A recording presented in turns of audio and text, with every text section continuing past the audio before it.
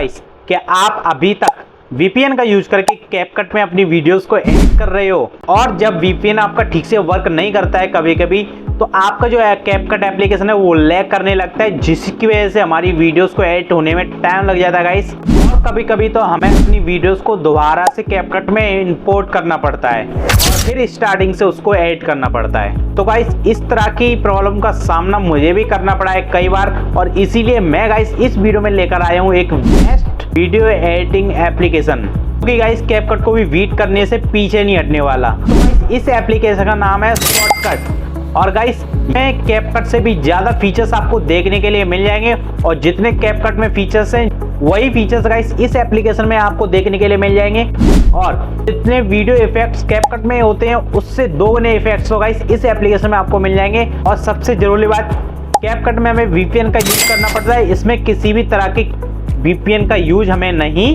करना पड़ेगा। और गाइस सबसे बड़ी बात, ये एप्लीकेशन आपको अपने प्ले स्टोर पर जरूर मिल जाएगी। अगर आप चाहो तो मैंने डिस्क्रिप्शन बॉक्स में इसका लिंक दे दिया है, वहां से आप इसको डाउनलोड कर लेना।